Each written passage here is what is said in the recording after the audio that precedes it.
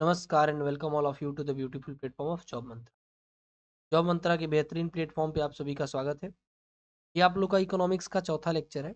बीच में लेक्चर्स कुछ डिले हो गए, कुछ पर्सनल रीजंस के कारण।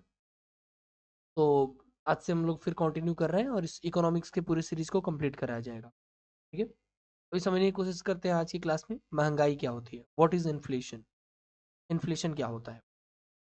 तो आपने तो ये डेली अखबारों में, न्यूज़पेपर पे, टीवीज में आप ये महंगाई सब सुनते ही होंगे, मुद्रास्फीति सुनते ही होंगे। तो होती क्या है महंगाई, मुद्रास्फीति क्या होता है? तो देखिए, महंगाई एक ऐसा सिचुएशन है जिस सिचुएशन में जो गुड्स और सर्विसेज हैं, जो वस्तु और सेवाएं हैं, उनका दाम बढ़ जाता है। वस्तु और सेवाओं का जब मूल्य बढ़ जाता है, उस सिचुएशन को महंगाई कहते हैं। महंगाई एक ऐसा सिचुएशन है जिसमें goods and services goods and services जो होती हैं गुड्स एंड सर्विसेज जो होती हैं, वस्तु और सेवाएं जो होती हैं, और सेवाओं का वस्तु और सेवाओं का सेवाओं का वस्तु और सेवाओं का दाम बढ़ जाता है। वस्तु और सेवाओं का दाम बढ़ जाना बढ़ जाना क्या कहलाता है? महंगाई। वस्तु और सेवाओं का दाम बढ़ जाना कहलाता है महंगाई। ठीक, जैसे मान लो कि तेल का दाम बढ़ गया, प्याज का दाम बढ़ गया। अब इनके दाम बढ़ने से क्या आ जाएगी? महंगाई। फॉर एग्जाम्पल, मान लो जब तेल का दाम, तुम बाजार में डेली 100 रुपया लेके जा रहे हो, ठीक, अचानक क्या हुआ कि दाम बढ़ने लगा चीजों का। पहले 250 ml जो तेल आता था, मान लो पहले जो 250 ml तेल आता था वो 20 रुपया का मिल रहा था। 1 kg प्याज का दाम 25 रुपया, ऐसा मान लो। कुछ दिनों बाद एक ऐसा सिचुएशन आया जब ये 250 ml तेल आपको 25 रुपया की जगह पे, 20 रुपया की जगह पे 35 रुपया का हो गया।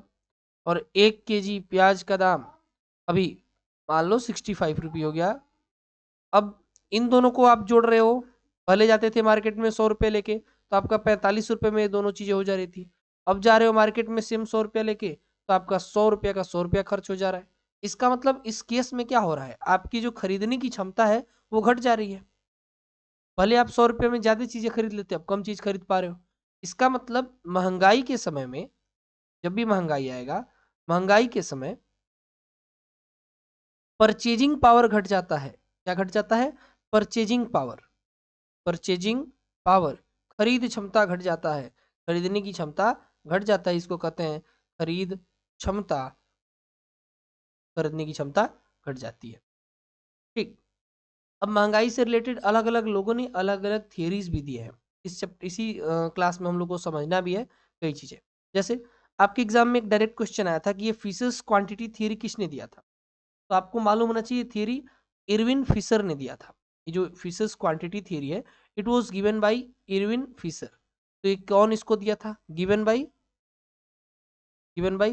Irwin Fisher. इसको इरविन फिशर ने दिया था। आपको तो पहले ये क्वेश्चन होना चाहिए कि ये दिया किसने। ठीक, दूसरा चीज की है क्या, फिशर्स क्वांटिटी थियरी है क्या? क्या पढ़ते हैं हम इसमें?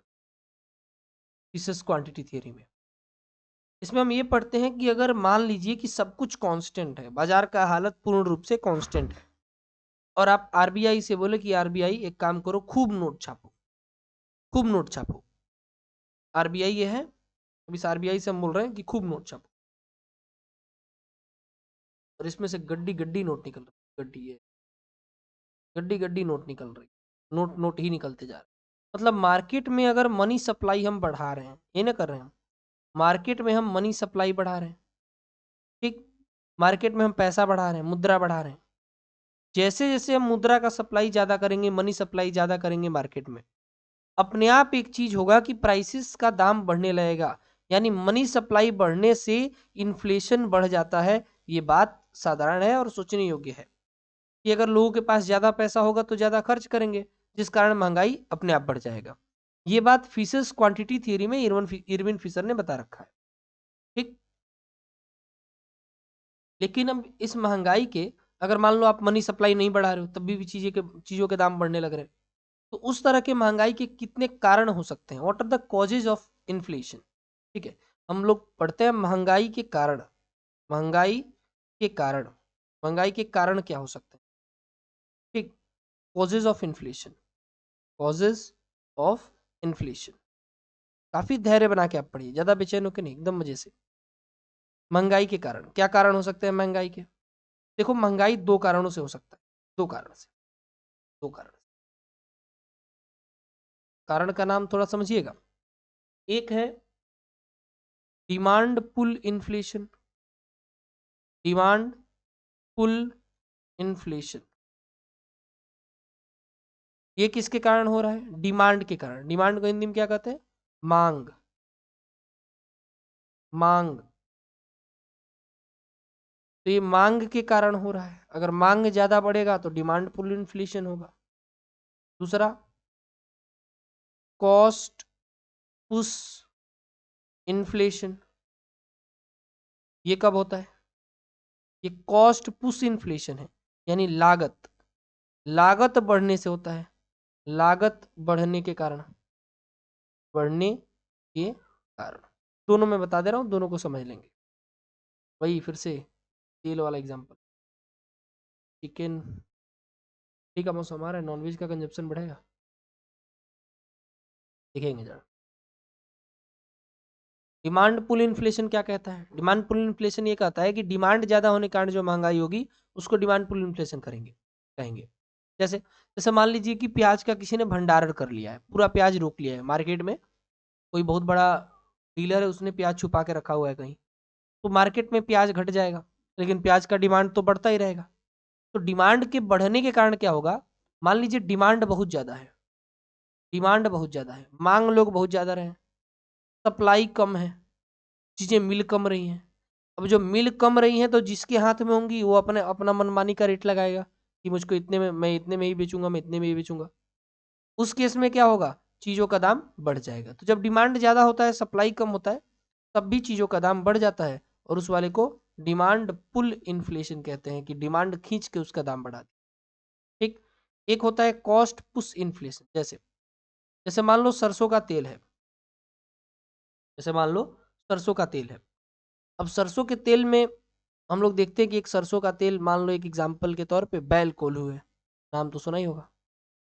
बैल कोल्हू का तेल है, इसी डब्बे में, डब्बे में तेल है क्या, इसी डब्बे में तेल है। एक डब्बा बैल कोल्हू का तेल है, ठीक, टीन वाले डब्बे में, एक टीन वाले डब्बे में बैल कोल्हू का तेल है, ठीक। अब इस डब्बे के तेल में क्या क्या लागत लगा होगा? एक तो पहला, ये हम लोगों ने सरसों खरीदा होगा, सरसों खरीदा होगा, सरसों, सरसों का लागत लगा होगा। प्लस, प्लस क्या लगा होगा? इसको पीसने का लागत लगा होगा, पीसने का लागत लगा होगा, को कुचल के इसके अंदर से तेल निकालने का लागत लगा होगा, तेल निकालने का लागत, ठीक। अगला, अगला इस पैकेजिंग का लागत लगा होगा, पैकेजिंग, पैकेजिंग का लागत लगा होगा। अब इन सभी लागतों को जब जोड़ेंगे तब जो दाम आएगा, उसी दाम, उसमें हम थोड़ा अपना प्रॉफिट मार्जिन रख के तभी तो बेचेंगे। फॉर एग्जांपल मान लीजिए आपकी कंपनी है, तो आप जितने में बनाओगे उतने में तो बेचोगे नहीं, थोड़ा बहुत प्रॉफिट मार्जिन अपना रख के वो सब मिला के बेचोगे। मान लो उसके बाद आप उस पर जीएसटी लगेगा, इन सभी चीज़ों को लगा के बेचोगे। अब मैं बोल रहा हूँ कि सबका दाम बढ़ गया, मान लो सरसों पिछले साल था 50 रुपये, इस साल हो गया 60 रुपया। इसको तेल निकालने का दाम किलो पे 2 रुपया ले रहे थे, मान लो 5 रुपया लेने लगे, इसका भी दाम बढ़ जाएगा, इसका भी मान लो 5 रुपया दाम बढ़ गया, ठीक।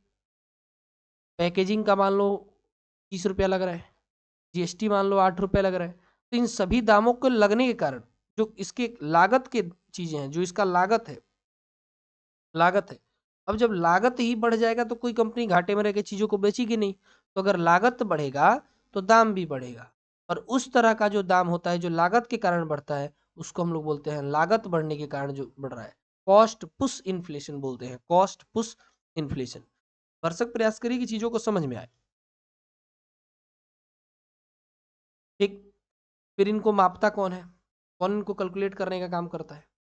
मापने का काम कौन करता है? तो देखिए गवर्नमेंट हर एक चीज को ट्रैक करती है, अगर ट्रैक ना करे तो फिर वो अनकंट्रोलेबल हो जाएगा। तो मेजरमेंट होता है इन्फ्लेशन का अलग अलग लेवल पर, और गवर्नमेंट मेजर करने के लिए दो तरीकों का इस्तेमाल करता है, ठीक। देखेंगे तो इसका measurement of inflation, measurement of inflation. Question के लिए नहीं परेशान होंगे, मैं डेफिनेटली क्वेश्चन कराऊंगा, ठीक है। मेजरमेंट ऑफ इन्फ्लेशन, महंगाई का मापन कौन करता है? तो भाई सरकार कराती है। महंगाई का मापन, महंगाई का मापन कौन कराता है? सरकार। कितने तरीकों से? तो दो। सरकार दो तरीके से महंगाई का मापन कराता है। एक है WPI, जिसको हम लोग कहते हैं wholesale wholesale price index. Hindi में क्या कहते हैं? थोक मूल्य सूचकांक, ये है। दूसरा है CPI, CPI को भी जोड़ा देख लेंगे। CPI मतलब CPI, PI का मतलब क्या होता है? कंज्यूमर प्राइस इंडेक्स, उपभोक्ता उपभोक्ता मूल्य सूचकांक, भोक्ता मूल्य सूचकांक। दोनों को ही समझने की कोशिश, दोनों को, यानी दोनों को समझ। देखिए जरा, WPI यानी थोक मूल्य सूचकांक शब्द से ही लग रहा है कि थोक पर ही बात होगा। इसमें हम बात करते हैं एवरेज चेंज का, जो औसत जो औसत बदलाव आता है, उसी का बात हम करते हैं WPI में। WPI में किसका बात होता है? जो औसत बदलाव होता है उसका। इसमें उपभोक्ता से पहुंचने के पहले तक के ही बदलाव को देखा जाता है, ठीक है। उपभोक्ता के हाथों में जाने से पहले, उपभोक्ता के हाथों में जाने से, उपभोक्ता तक पहुंचने से, तक पहुंचने से पहले देखा जाता है, पहले देखा जाता है, देखा जाता है। उपभोक्ता तक पहुंचने से पहले देखा जाता है। किसको? WPI को, ठीक। इसको कौन प्रोड्यूस करता है, कौन पब्लिश करता है? ये इंपॉर्टेंट चीज है कि WPI को पब्लिश कौन करता है, जारी कौन करता है। इसको जारी करने का काम, पब्लिश करने का काम कौन करता है? इसको पब्लिश करता है office of economic adviser, office of economic adviser, office of economic economic adviser. कहाँ से होता है? आर्थिक सलाहकार के, आर्थिक सलाहकार सलाहकार के कार्यालय द्वारा, आर्थिक सलाहकार के कार्यालय द्वारा ये जारी किया जाता है ministry of commerce and industry के तहत, ministry of commerce and industry के तहत, ठीक है। कौन? Ministry of commerce and industry, ministry of commerce and industry, ठीक। WPI में बेस ईयर यानी आधार वर्ष किसको माना गया है? आधार वर्ष।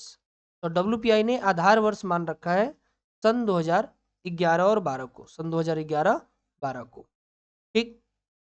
WPI में किस पर कितना जोर दिया गया है? तो जो बनी हुई चीजें हैं उन पर ज्यादा जोर दिया गया है, फ्यूल पर कम जोर दिया गया है, प्राइमरी आर्टिकल्स पर ज्यादा जोर दिया गया है। वो छोड़िए, इतना याद आप लोग कर लीजिए कि एक जारी कौन करता है? तो आर्थिक सलाहकार के कार्यालय द्वारा, और ministry of commerce and industry इसको देखता है, इसको देखता है। ऑफिस ऑफ इकोनॉमिक एडवाइजर किसके अधीन है? आर्थिक सलाहकार का कार्यालय किसके अधीन है? तो ministry of commerce and industry के अधीन है, ठीक। इसके अलावा consumer price index, consumer price index, जरा ये कौन सी चीज है? ये कौन सा तोप चीज है भाई? इसको जरा देखते हैं पहले। ये मेजर करता है average change in the price of good and services at consumer के लेवल पर। जो चीजें अभी हम देख रहे थे उपभोक्ता तक पहुंचने से पहले ही हो जा रहा है, ये उपभोक्ता तक पहुंचने के बाद होगा। ठीक, कंज्यूमर लेवल पर देखा जाएगा, उपभोक्ता उपभोक्ता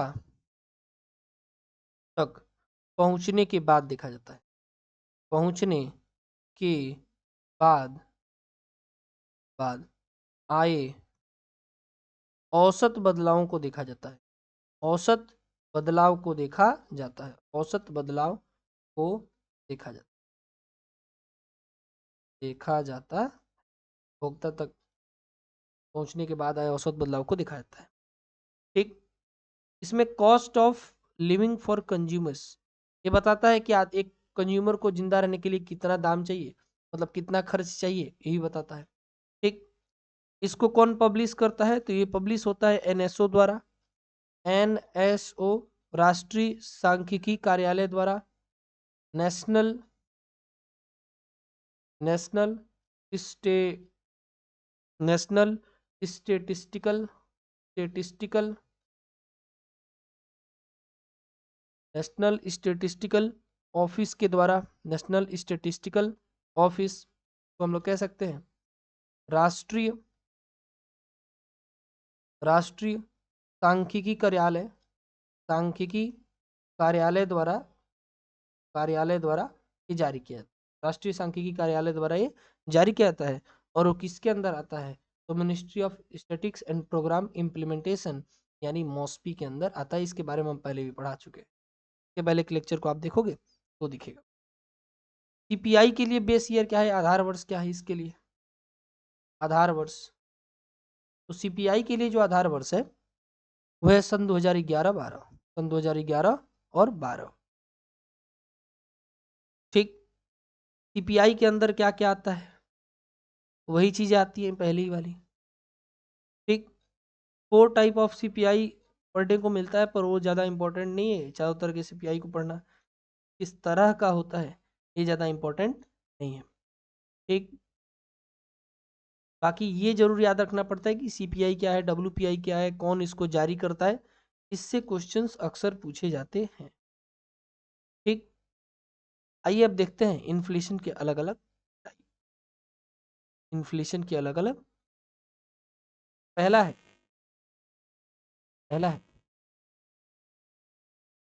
लेते हैं, पहले हेडिंग लगा लेते हैं, टाइप्स ऑफ इन्फ्लेशन, मुद्रास्फीति के प्रकार।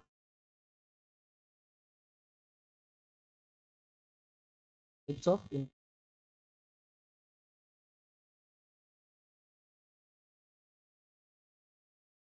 इन्फ्लेशन, मुद्रास्फीति के प्रकार। एक काम करते हैं, अगले लेक्चर्स में हम टाइप्स ऑफ इन्फ्लेशन को देख लेंगे। ठीक है, तब तक के लिए धन्यवाद।